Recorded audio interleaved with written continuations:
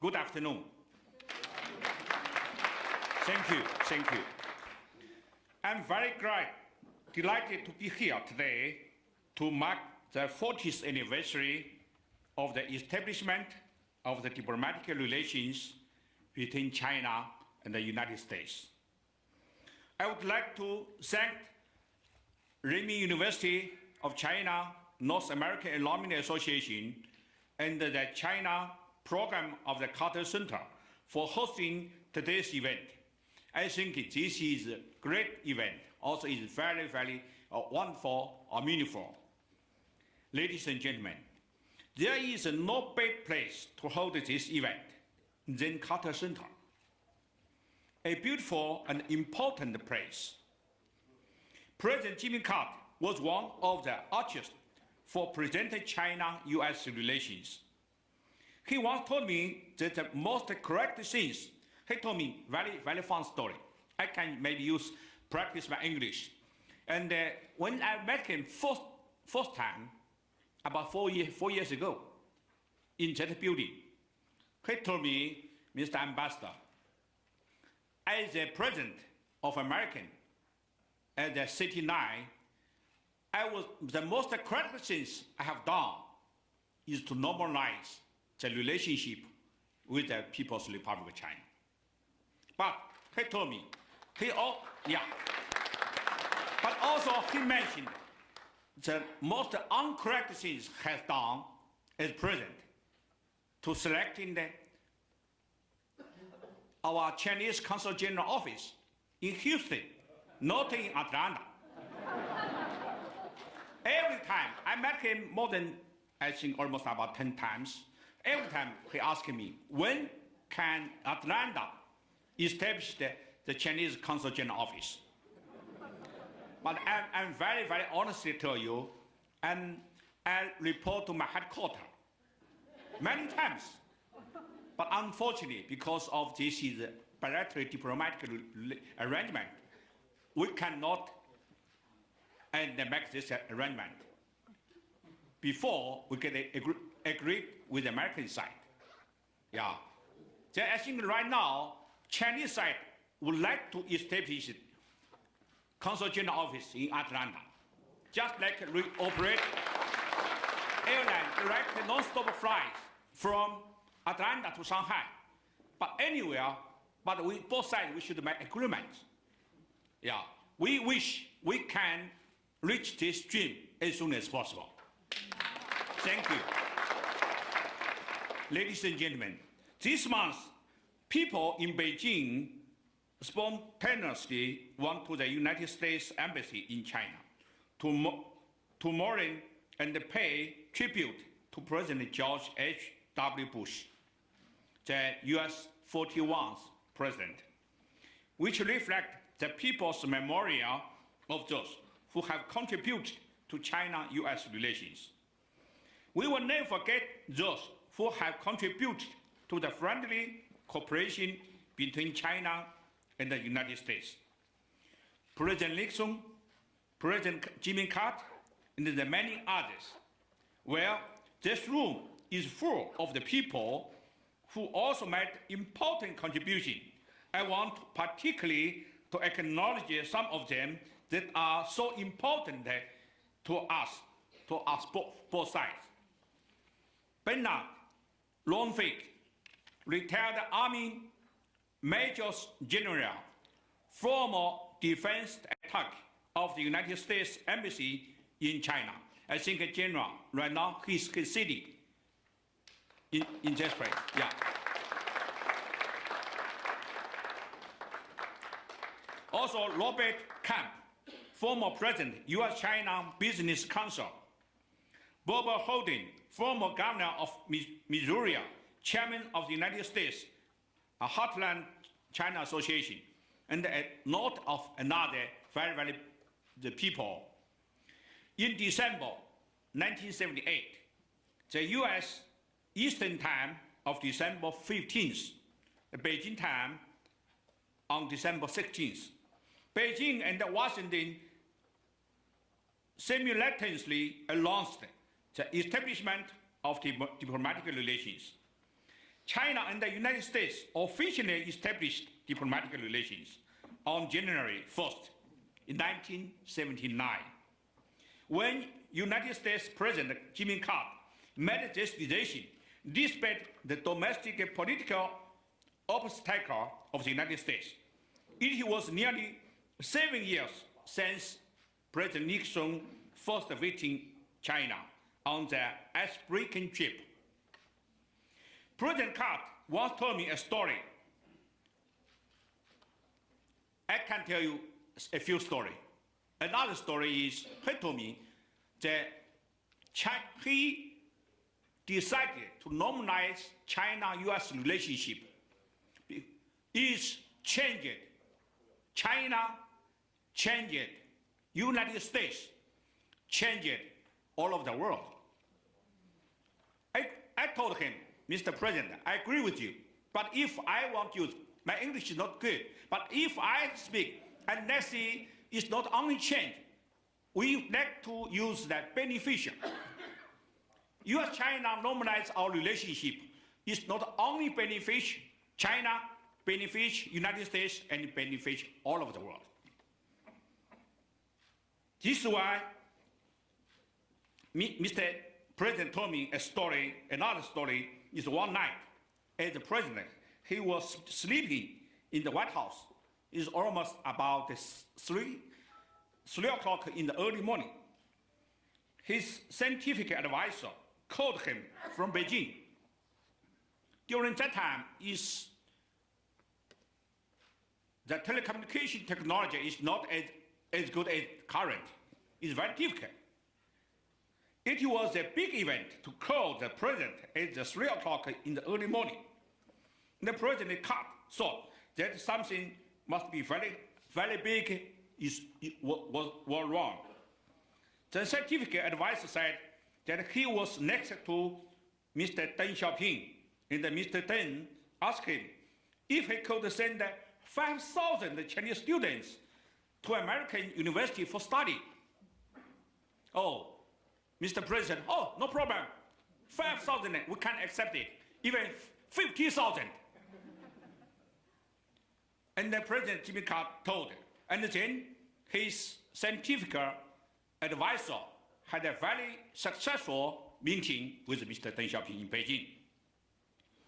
Thanks to tireless effort of the leaders of the two countries, there are now more than 360,000 Chinese students studying in the United States last year, by the end of last year.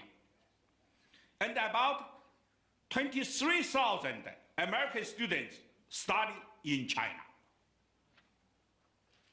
I found out today, sitting here, most of us, you have this experience. You have studied in American because of our normalization, our relationship. All of us in this room can feel pride in what we have achieved in the years since. And we benefit, we get it.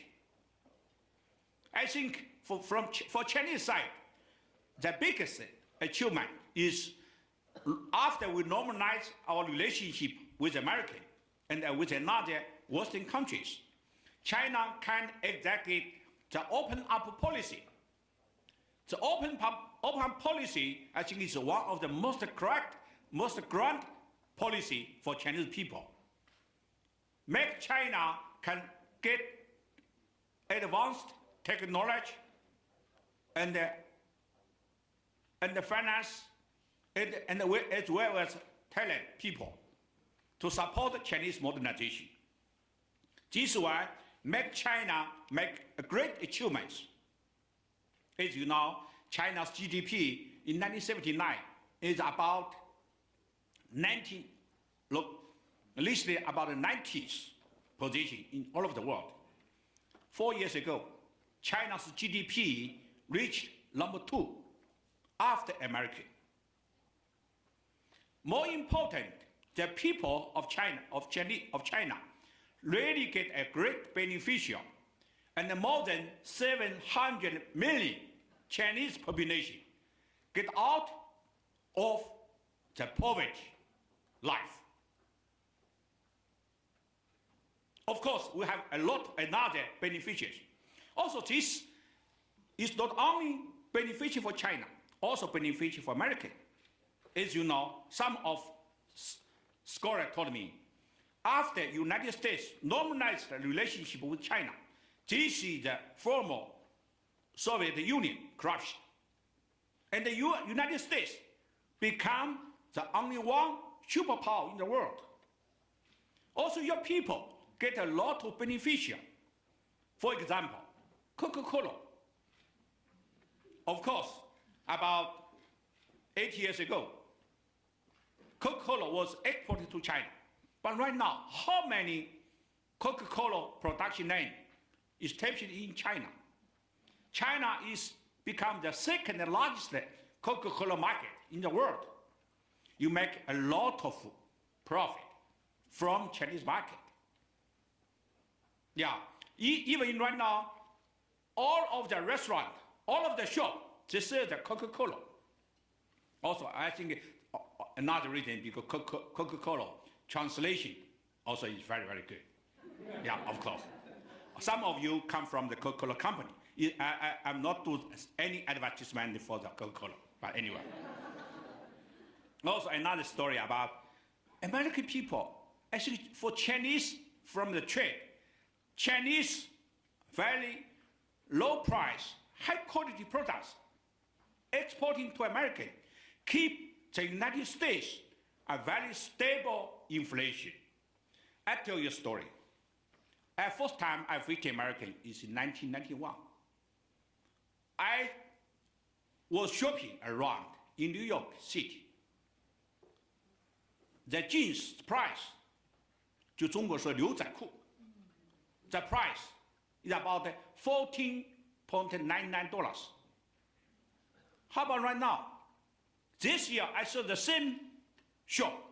The price of the jeans is still the same. How about the US? US dollars, devaluation, very big devaluation, but your consumer products still keep a very low level.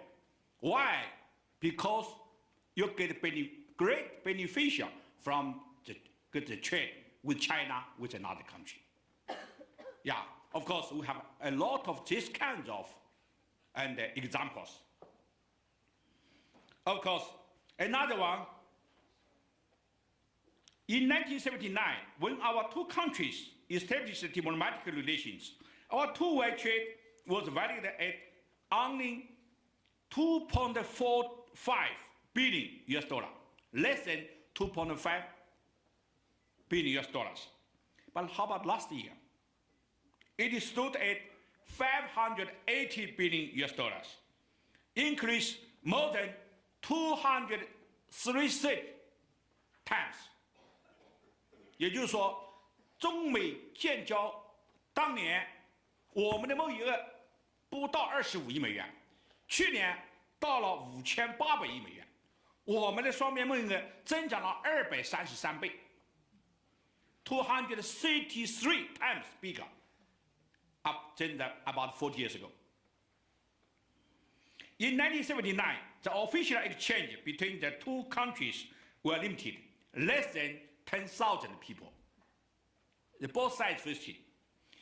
Now, there are so many mechanisms for dialogue and cooperation between the two countries, including the China-US diplomatic and the security dialogues. In 1979, only several thousand Chinese and Americans visited this country, less than 10,000. But how about last year? The number was close to 6 million. Another example, during that time, there is no any non-stop flights across the Pacific Ocean. But how about right now? Every 17 minutes, there is one plane take off from each side. And our visiting population more than 6 million. Every year, this number is increased about 12%. And it is hard to keep the record of many more Chinese and Americans who interact with each other through the internet and the mobile phones.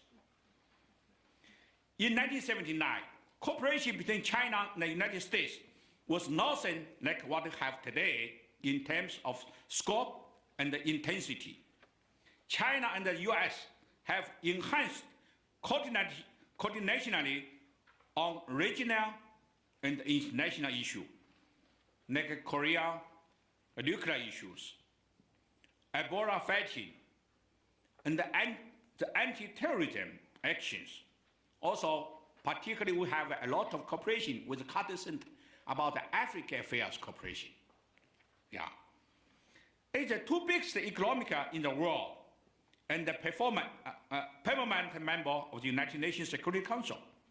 China and the US also share broad common interests and the major responsibility in safeguarding world peace and development and addressing global challenges. It is acknowledged that the sound and the stable development of our bilateral relationship contributed not only to the benefit of our two people, but also to the all of the world. Ladies and gentlemen, at the conference site, at the age of 40, one never suffering from perplexities, 也就是孔夫子说的四十而不惑。It is a time to review these bilateral relations with utter importance and have it properly guide into the future. In particular, we should bear in mind the following principle guiding the growth of the relationship. China and the US should look at each other in an objective and the right way. China firmly adheres to the path of peaceful development. China's development is not for challenge or replace the United States. I think currently, the Communist Party of China, the major challenge, major task is to make the people improve and take their better life. But for the fulfilling aspiration of Chinese people for a better life, if we have a more positive and cooperative mindset, we could seize opportunity and turn challenges into opportunities that will bring about real beneficial for our two people and our two countries. China and the United States should expand the cooperation even further. Cooperation is just the best choice for us. We should act in fundamental interest of our two people, adhere to the direction set by the three China-US joint communiques and the important economic understanding on numerous issues reached by our presidents, and stayed on the right track. A good relationship beneficial the two sides, where confrontation does harm to both countries.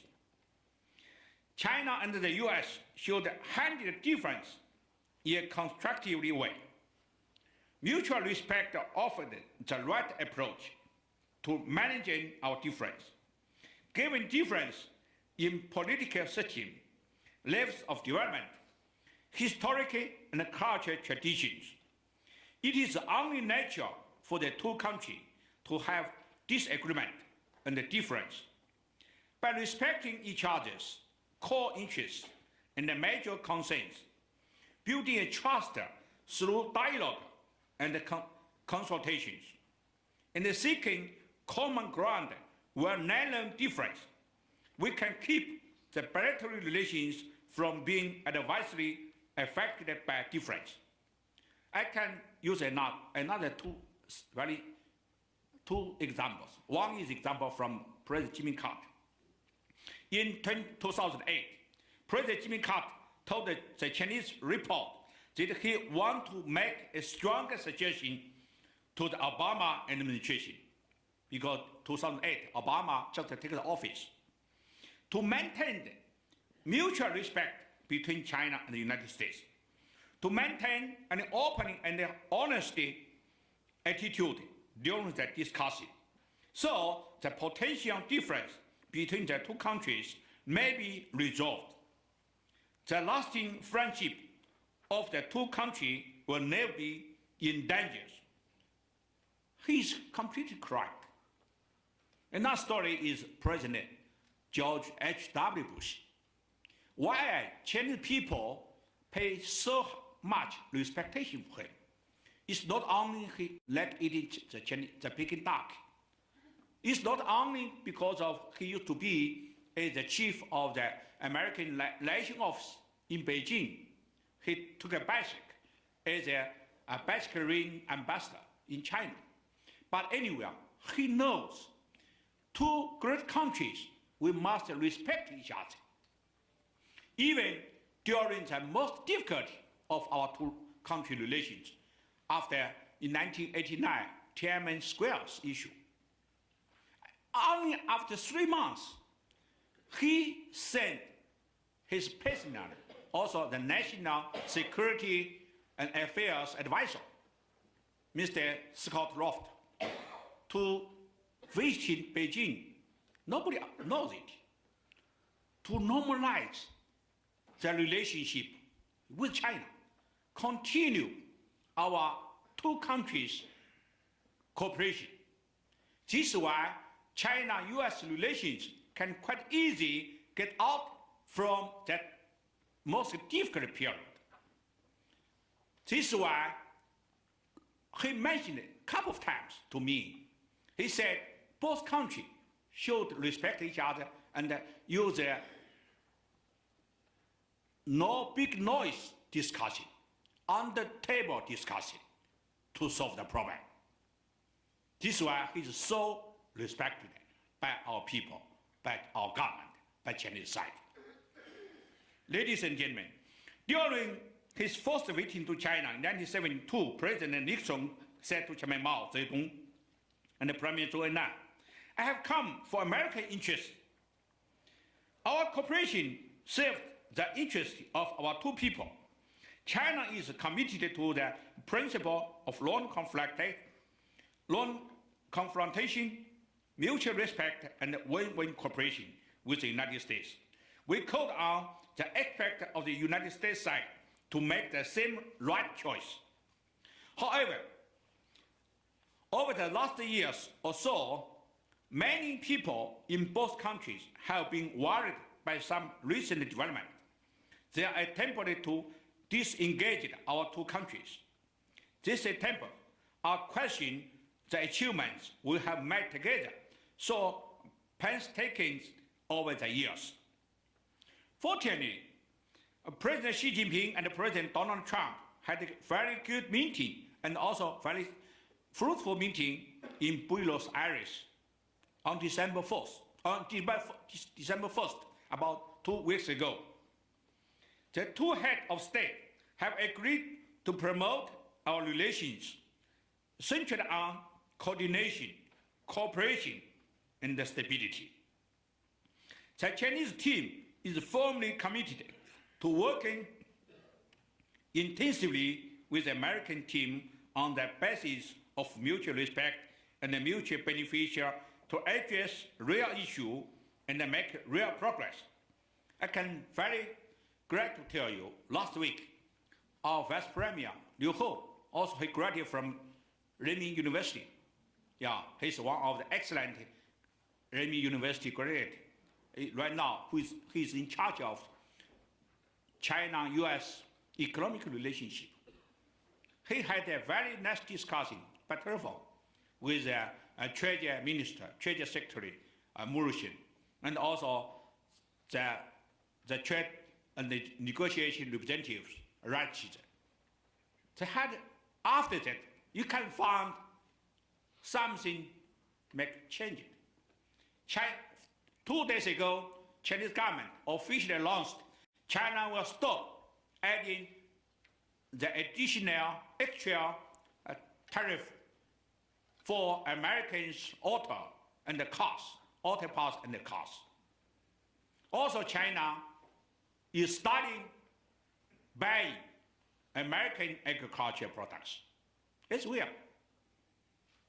And we, both sides, we have the same objective to maintain our economic ties more closely to create the beneficial for both sides.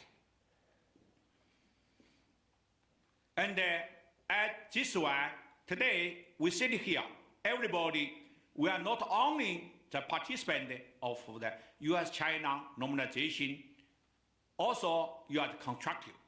Also you are the one of the most beneficial people. As we mark the foresighting decision by both our government to set aside difference in 1978 to forge a new chapter of friendship and cooperation, I want to share with you some words from President Xi Jinping when he met with President Donald Trump in Buenos Aires. President Xi said, China and the United States should important responsibility in promoting world peace and prosperity.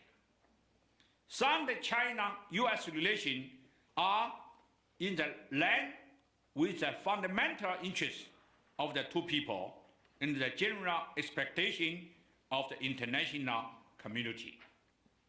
I would like to end by thanking those who have contributed to our collective success and to you here for coming today to help celebration this great event.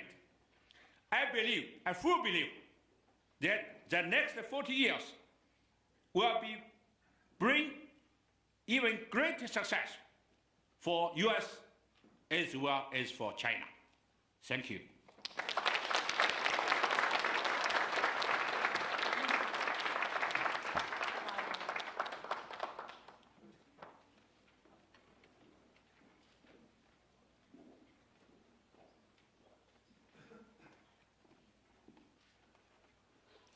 Thank you very much, Consul General Lee, to give us such an impressive and insightful speech and sharing us those interesting stories. Thank you again.